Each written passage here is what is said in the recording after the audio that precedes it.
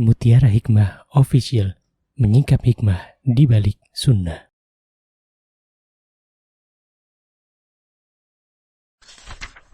Salurkan donasi terbaik Anda untuk mendukung dakwah Mutiara Hikmah Official. Mau haji yang gak pakai antri? Daftar sekarang, insya Allah 2024 berangkat. Gratis keberangkatan umroh sebelum haji. Dibersamai oleh Ustadz Hanan Yasir dan juga Ustazah Imro'atul Azizah. Buruan daftar sekarang juga, sebelum harga naik.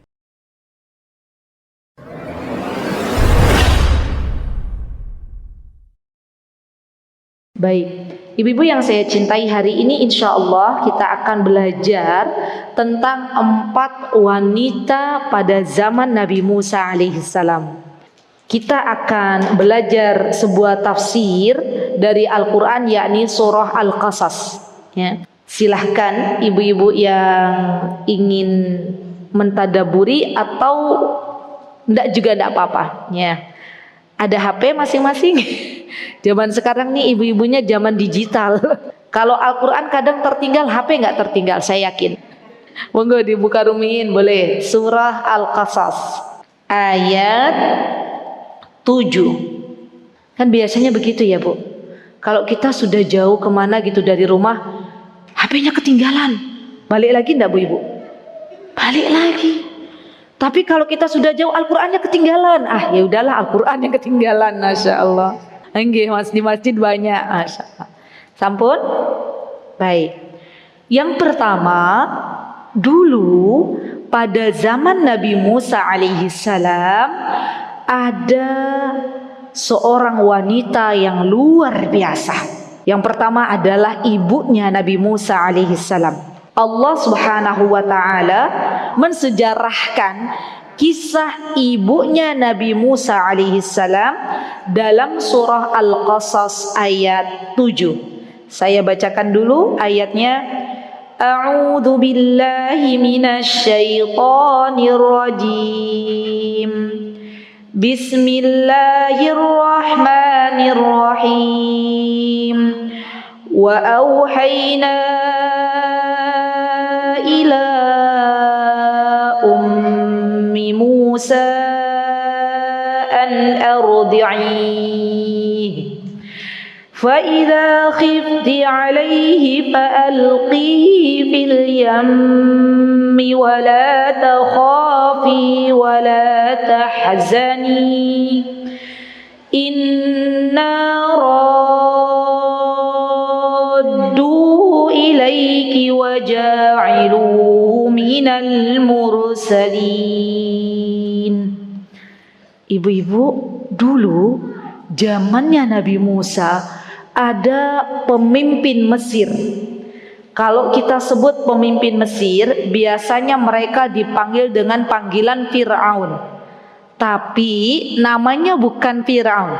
Fir'aun itu adalah gelar yang diberikan oleh orang-orang Mesir untuk rajanya. Kalau kita biasanya memanggil pemimpin negara kita dengan sebutan nopo ibu-ibu? Pak Presiden ya. Kalau dulu di Mesir, setiap raja itu dijuluki dengan panggilan Fir'aun. Atau kalau kita orang Yogyakarta, kita biasanya menyebut pimpinan Yogyakarta dengan Sultan. Ada Sultan Hamengkubuwono berapa, begitu ya ibu-ibu ya kira-kira. Sama. Jadi di Mesir zaman dulu kala yang menjadi raja, mereka para rakyat menyebutnya dengan panggilan Fir'aun. Fir'aunnya Nabi Musa alaihissalam, zamannya Nabi Musa alaihissalam termasuk Fir'aun yang tidak beriman kepada Allah Subhanahu wa ta'ala. Justru beliau mengaku dirinya Tuhan. Justru beliau mengaku dirinya mampu untuk mengalirkan air sungai di sungai Nil. Justru beliau menantang Nabi Musa alaihissalam. Dan kala itu Fir'aun mengatakan, siapapun dari bayi laki-laki yang lahir dari kalangan Bani Israel, maka wajib untuk dibunuh. Ya, bayangkan ibu-ibu, ibunya Nabi Musa kala itu berada dalam ketakutan yang sangat. Kenapa? Karena ketika itu ibunya Nabi Musa lagi hamil. Dan ibu-ibu bisa dibayangkan nggak kalau sekarang lagi hamil kan bisa ketahuan ya, ini bayi laki-laki atau perempuan. Ibu-ibu begitu ya, kalau lagi hamil sekarang pergi ke dokter kandungan, kemudian di USG lihat bayinya kan terlihat laki-laki atau perempuan. Zaman dulu nggak ada, Bu. Jadi ibunya Nabi Musa tuh ketar-ketir, ya Allah, ini yang dilahirkan nanti bayi saya ini laki-laki apa perempuan? Kira-kira jawabannya akhirnya ibunya Nabi Musa melahirkan laki-laki apa perempuan, Bu? Laki-laki. Padahal waktu itu Fir'aun sudah mewanti-wanti, setiap bayi laki-laki yang lahir dari kalangan Bani Israel maka wajib untuk dibunuh. Ketika ibunya Nabi Musa tahu bahwa bayi yang dilahirkan adalah laki-laki, maka Allah menghibur ibunya Nabi Musa. Apa kata Allah Subhanahu wa taala dalam surah Al-Qasas? Dalam surah Al-Qasas Allah mengatakan, "Fa'alqihi fil yammi wa la takhafi wa la tahzani." Kata Allah Subhanahu wa taala, kentirkan bayimu, lepaskan bayimu di sungai Nil. Bu, ibunya Nabi Musa itu termasuk orang yang taat kepada Allah Subhanahu wa taala. Siapa kiranya yang tidak bersedih manakala harus berpisah dengan putra tercintanya? Semua ibu di dunia ini pasti sedih. Namun beliau termasuk wanita yang sangat taat kepada Allah Subhanahu wa taala. Beliau termasuk wanita yang beriman dengan penuh keyakinan bahwa janji Allah itu pasti. Karena Allah Subhanahu wa taala menjanjikan kepada ibunya Nabi Musa alaihissalam. Apa kata Allah Subhanahu wa taala? Inna radduhu ilaik. Nanti akan saya kembalikan, kata Allah, kepadamu wahai ibunya Nabi Musa. Subhanallah, Bu. Di dalam kehidupan ini, ketika kita benar-benar yakin kepada Allah dan semua janji-janji Allah dalam Al-Quran, maka kita akan lebih tenang dalam menghadapi kehidupan. Contoh misalnya, Allah Subhanahu wa taala berfirman di dalam Al-Quran. Apa kata Allah Subhanahu wa taala? "Wa may yattaqillaha yaj'al lahu makhraja wa may yattaqillaha yarzuqhu min haitsu la yahtasib." Kata Allah berjanji di dalam Al-Quran, barang siapa yang bertakwa kepada Allah, maka Allah akan kasih rizki, Bu. Dari mana? Dari arah yang tak terduga. Dan itu janjinya Allah.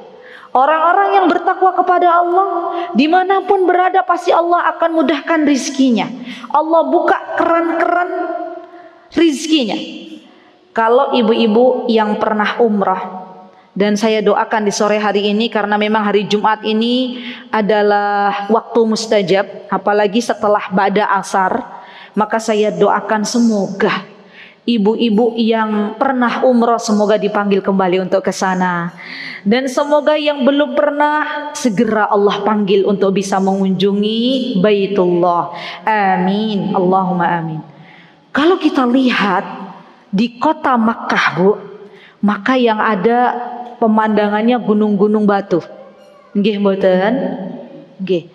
Namun ternyata ketika penduduk kota Mekah itu subhanallah bertakwa kepada Allah Azza wa Jal, maka Allah datangkan orang untuk menuju ke arah Mekah. Dan di sana subhanallah perekonomian berkembang sangat pesat.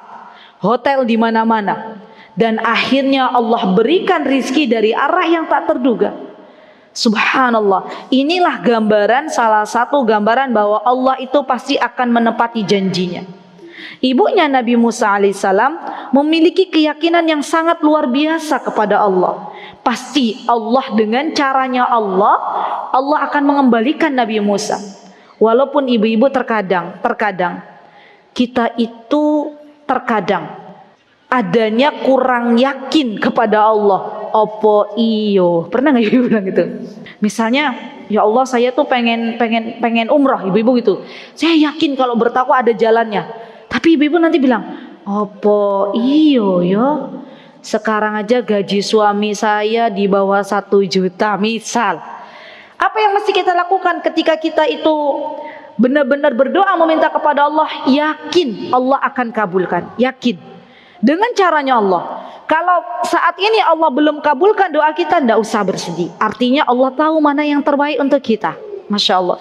Jadi terus berbaik sangka kepada Allah, yakinlah kepada Allah dengan keyakinan yang sangat, karena ternyata Allah itu sesuai dengan keinginan hambanya. Kalau hambanya yakin Allah akan memberikan yang terbaik, maka Allah akan berikan.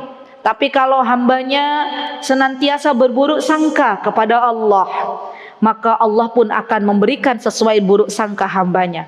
Jadi mari ibu-ibu, kita di dalam kehidupan dunia yang hanya sebentar ini, kita di sini hanya sebentar ibu-ibu. Numpang apa? Numpang ngombe, ya kan ya Bu ya? Numpang ngombe, numpang sebentar saja.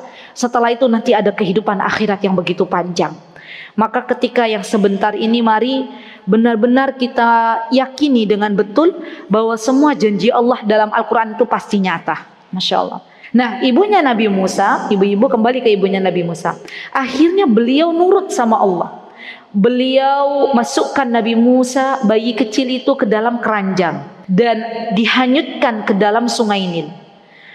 Kemudian ibunya Nabi Musa memerintahkan kepada saudaranya Nabi Musa untuk melihat bagaimana kondisi bayi Musa yang dihanyutkan di sungai Nil.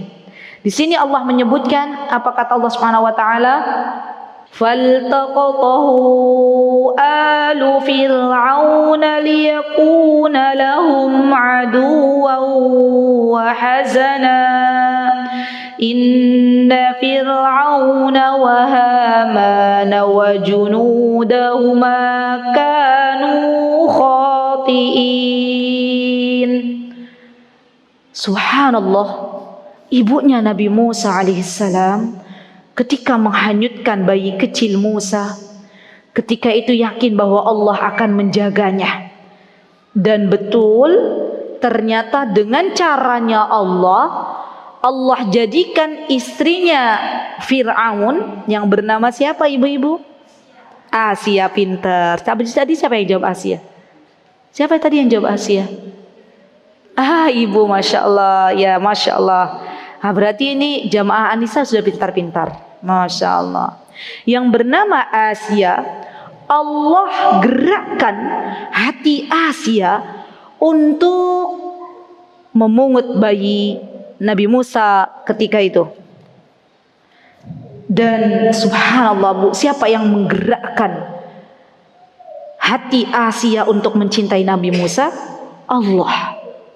Kala itu Asia belum memiliki anak, karena memang Asia diprediksi mandul. Dan ketika melihat bayi Musa kecil, ada kecintaan yang sangat luar biasa. Dan yang memberikan itu adalah Allah Subhanahu wa taala. Dibawalah bayi ini ke hadapan Firaun. Dan Firaun mulai murka dengan melihat bayi kecil ini. Namun ternyata ibu-ibu, yang namanya laki-laki dimanapun berada, kalau sudah mendengar rengekan istrinya, luluh napa luluh Bu? Ibu-ibu, ya kan? Nggih mboten Bu? Mas, tolong Mas, gitu ya. Mas, ibu-ibu tuh biasanya ke suaminya apa ya panggilan kesayangannya? Macem-macem. Ayah sih kalau ada anak-anak, kalau lagi berdua, masa ayah juga. Napa Bu? Apa Bu? Kang? Akang? Oh, asal jangan ada yang manggil yang, ternyata suaminya peyang. Masya Allah, cintaku belahan jiwaku, gitu ya. Masya Allah, ada nggak yang panggil begitu? Nggak ada, lagi berdua loh Bu. Dan memang Masya Allah kita boleh kok memanggil seperti itu, karena ada maunya. Masya Allah, karena tanggal muda ya. Ya Allah Bu kita ini ya, Masya Allah. Setiap laki-laki itu ya, ketika mendengar rengekan istrinya, maka lambat laun akan luluh.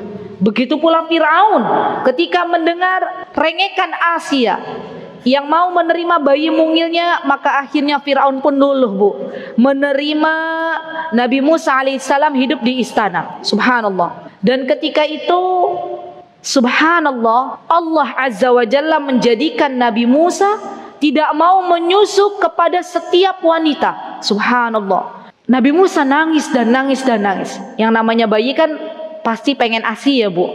Dulu zaman dulu nggak ada susu formula Bu. Kalau sekarang bayi nangis, kadang kalau nggak ada ibunya dikasih susu formula sudah diam. Dicari siapa yang mau. Subhanallah, saudaranya Nabi Musa mengusulkan bahwa ada wanita yang mau siap menyusuinya, yaitu ibunya Nabi Musa. Dan subhanallah, Allah yang menggerakkan, subhanallah, ibunya Nabi Musa akhirnya ke istana dan bisa kembali memangku Nabi Musa. Langsung yang namanya ibu kandung ya Bu, di mana-mana fitrahnya itu lekat dengan anak-anak tercintanya. Langsung Nabi Musa menyusu. Dan waktu itu pihak istana belum tahu kalau itu ibu kandungnya Nabi Musa alaihissalam. Subhanallah. Jadi ibunya Nabi Musa alaihissalam adalah seorang perempuan yang benar-benar yakin dengan janji Allah. Maka dari itu mari ibu-ibu kita ambil teladan dari ibunya Nabi Musa alaihissalam. Dimanapun kita berada, jadilah hamba-hamba Allah yang yakin dengan apa yang Allah janjikan dan Rasulnya janjikan. Karena sejatinya keyakinan itu yang akan membawa kepada kita kebahagiaan di dunia dan di akhirat. Baik, yang kedua ya, karena ini waktunya sudah mau pukul 17 ya. Yang kedua, siapa yang kedua? Yang kedua adalah dua wanita pada zaman Nabi Musa alaihissalam. Ibu-ibu yang saya cintai karena Allah, zaman dahulu kala ada dua wanita penggembala kambing. Dan kala itu dua wanita ini akan memberikan air untuk gembalaannya. Namun ketika melihat sumur tersebut banyak laki-laki, maka dua wanita ini mengurungkan untuk mengambil air dari sumur tersebut. Dan kala itu Nabi Musa alaihissalam melihat ada dua wanita yang tidak jadi untuk mengambil air. Dan Nabi Musa menawarkan jasa. Mari saya bawa hewan gembalaannya dan saya berikan minum. Masya Allah ibu-ibu. Nabi Musa tuh keren banget. Masya Allah. Beliau itu orang yang suka menolong. Ketika melihat dua wanita ini ingin mengambil air untuk hewan gembalaannya, namun mereka malu. Disebutkan dalam Al-Quran, Faja'at ihdahuma ala istihya. Datang di antara mereka akhirnya ketika Nabi Musa sudah memberikan minum untuk hewan ternaknya, akhirnya dua wanita ini kembali kepada ayahnya. Dan ayahnya ketika itu meminta kepada salah satu wanita atau putrinya ini untuk menghadap kepada Nabi Musa. Dan dia datang dalam keadaan malu. Subhanallah. Apa yang bisa kita ambil ibrahnya ibu-ibu dari kisah istrinya Nabi Musa, akhirnya jadi istrinya, bahwa dulu yang namanya wanita itu pemalu. Dan ternyata zaman dulu sampai nanti hari kiamat tiba, mahkota kemuliaan yang harus kita miliki sebagai muslimah adalah malu. Kenapa? Karena malu menghantarkan seorang muslimah ke dalam syurganya. Dengan malu kita akhirnya tidak berbuat dosa kepada Allah Subhanahu wa ta'ala. Dan setiap orang yang diberikan rasa malu pasti ada kebaikan di dalamnya. Dan ketahuilah bahwa kata Rasulullah, malu ini bagian dari iman. Al-haya'u syu'batun minal iman. Jadi kita harus punya rasa malu. Malu kalau kita di hadapan Allah tidak sholat. Malu kalau kita membuka aurat.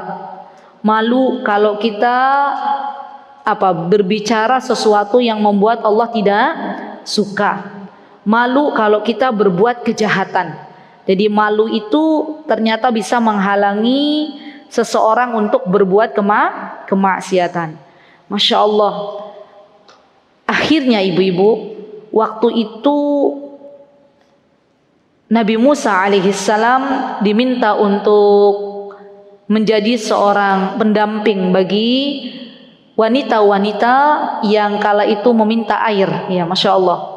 Dan alhamdulillah Nabi Musa alaihissalam seorang suami yang bertanggung jawab, Masya Allah. Beliau menepati janjinya dan beliau menikahi salah satu gadis yang menggembalakan kambing.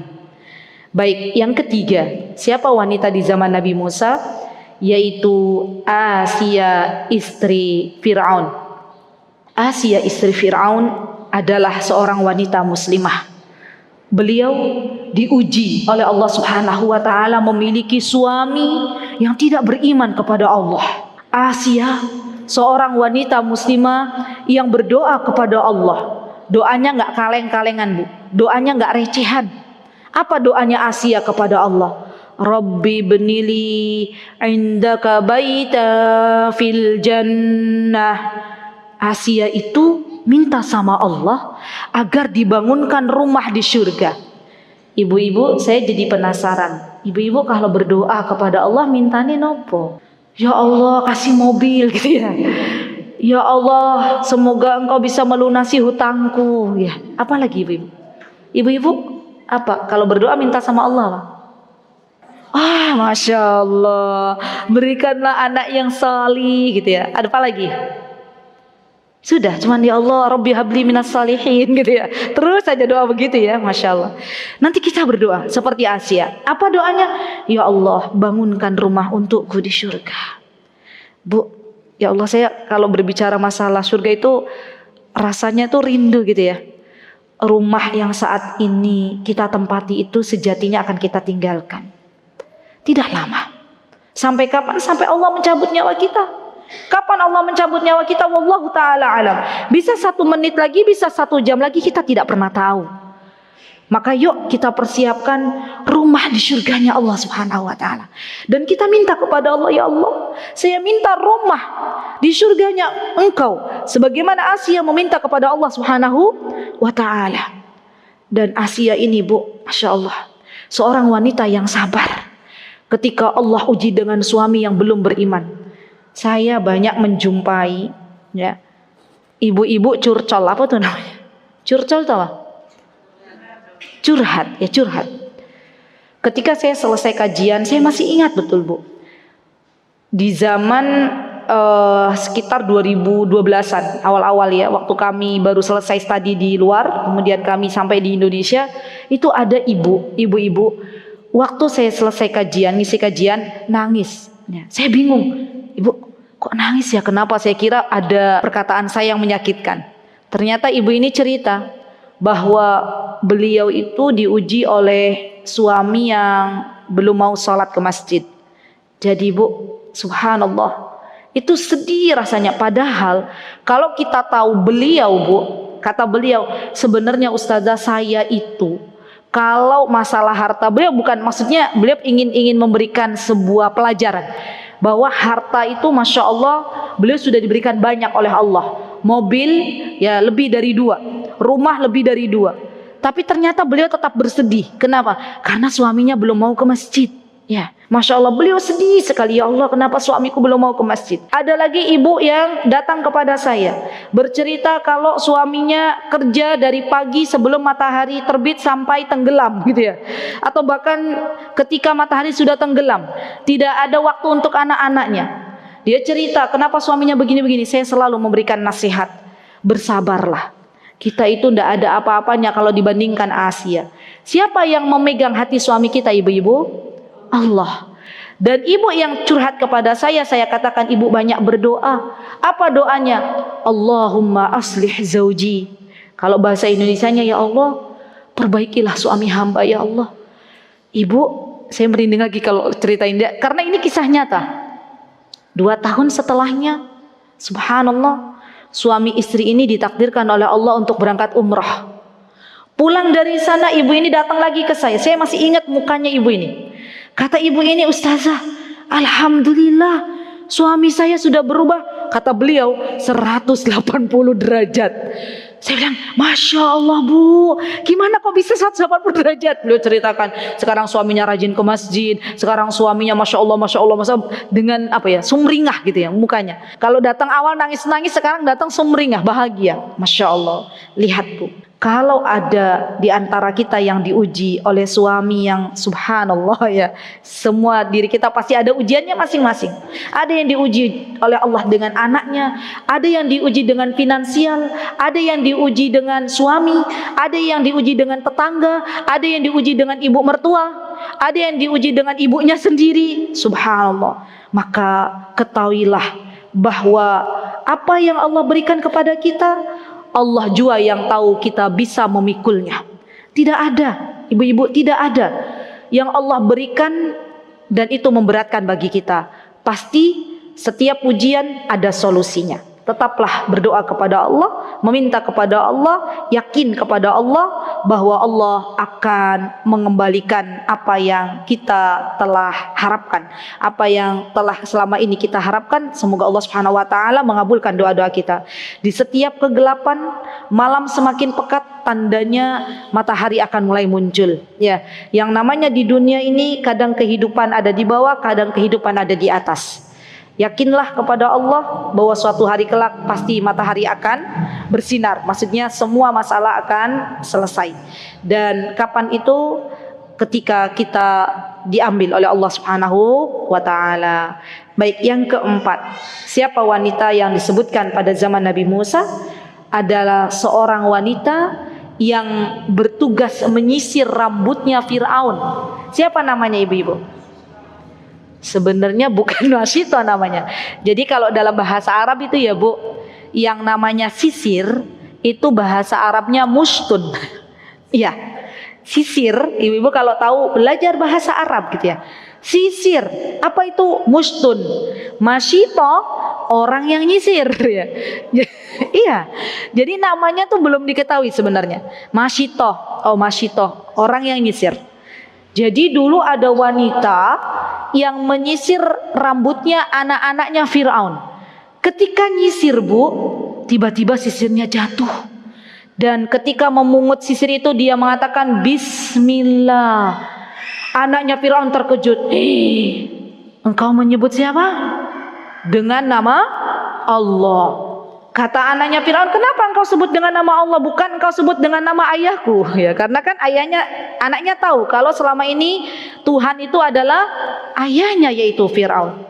Subhanallah, dilaporkanlah Masyito kepada ayahnya, yaitu Fir'aun. Dan Fir'aun mulai marah karena Masyito ternyata punya Tuhan selain dirinya. Dipanggillah Masyito dengan anak-anaknya, ibu-ibu. Dan ketika itu Masyito dipaksa oleh Fir'aun untuk mengakui dirinya Tuhan.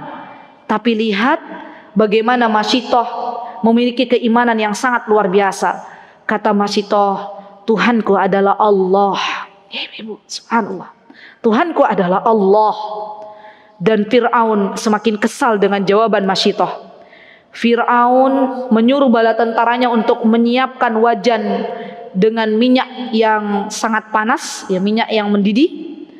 Dan Fir'aun mulai mengatakan kepada maaf Masyito, kalau engkau tidak mau mengakui bahwa saya Tuhan, saya akan masukkan anakmu. Masyito katakan, silahkan masukkan. Dimasukkan Bu, satu persatu anaknya Masyito lihat. Ibu-ibu, kira-kira Bu, kalau zaman sekarang ada orang seperti Masyito, wanita yang sangat tegar napa mboten? Nggih. Terakhir yang belum masuk adalah bayinya Masyito. Subhanallah. Kala itu bayinya mengatakan kepada Masyito, wahai ibu, masuklah. Jadi sebenarnya bayi yang bisa berkata-kata di waktu kecil itu bukan hanya Nabi Isa alaihissalam, tapi bayinya Masyito juga bisa berkata-kata. Atas izin Allah Subhanahu wa taala bisa berbicara. Maka Masyito pun sebelum masuk ke penggorengan yang sangat panas meminta kepada Fir'aun dengan satu permohonan. Ya Fir'aun, tolong nanti kalau jasadku sudah menjadi tulang belulang, tolong kumpulkan tulang belulangku dengan anak-anakku dan jadikan satu kubur. Jadikan satu dibungkus dengan kafan. Subhanallah, ketika itu Bu, Rasulullah Shallallahu Alaihi Wasallam subhanallah berisra mi'raj. Ia melakukan perjalanan Isra Mi'raj. Dan Rasulullah SAW mencium bau yang sangat aroma wangi yang sangat luar biasa. Ya. Bertanya kepada Jibril, wahai Jibril, dari mana aroma wangi yang sangat luar biasa? Apa kata Jibril? Dialah Masyitoh beserta anak-anaknya. Jadi setiap orang yang bertakwa kepada Allah, setiap orang yang beriman kepada Allah di zaman yang penuh fitnah, dan kita saat ini Ibu berada di zaman yang luar biasa. Banyak orang-orang yang menjual nyun sewu agamanya dengan dunia. Katah nopo katah Bu, katah, subhanallah. Maka sepahit apapun kehidupan kita, jangan pernah jual agama kita untuk dunia. Tetaplah kita katakan bahwa Allah adalah Rabb kita, Allah adalah Tuhan kita, dan yakinlah Allah akan berikan surga bagi siapapun yang keimanannya begitu kokoh kepada Allah Subhanahu wa taala. Ibu-ibu, saya percaya dengan aroma harum itu dari surga Allah Subhanahu wa taala. Saya punya kisah nyata. Ini kisahnya nyata. Jadi saya ingin menyampaikan ini semoga bisa menjadi pelajaran. Suatu hari ada seorang santri, anak pondok, yang mana dia berpuasa Senin Kamis Bu. Jadi setiap Senin Kamis itu puasa. Ketika dia akan membeli makanan untuk berbuka puasa, terjatuh dan kala itu meninggal dunia. Ya subhanallah, Allah yang mewafatkan. Allahu Akbar.